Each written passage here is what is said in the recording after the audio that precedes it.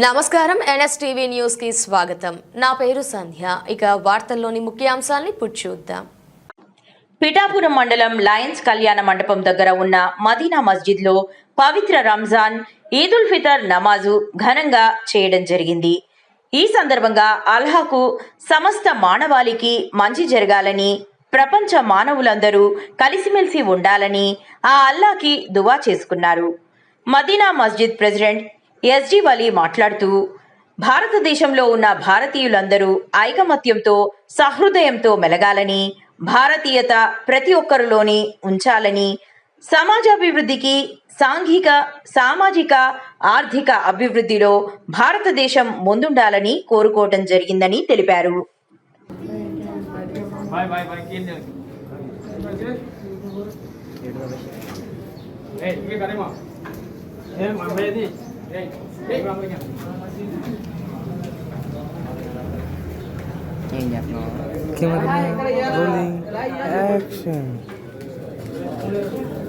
అందరాగండి చెప్పినప్పుడే రాగండి.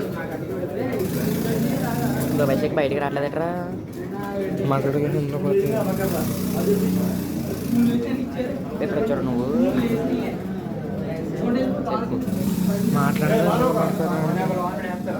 అదీఫ్ అదీఫ్ smile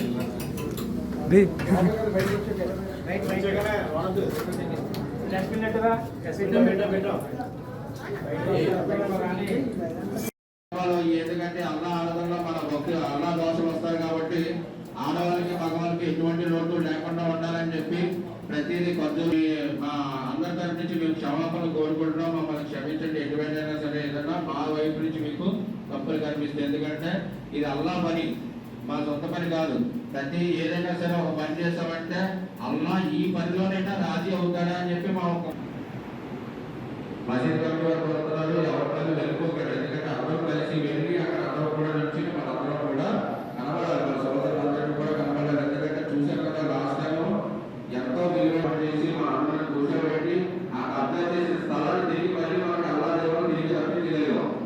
చూసాం కదా, అందరూ తెలిసి కదా విషయం. తెలుసండి లేదా? తెలుసు కదా. ఆ ఒక్క రోజు కానీ మన పెద్దలు కానీ స్టెప్ తీసుకుని ముందుకు వెళ్ళకపోతే ఈ వారం మనకి ఆ కాలం లేదు.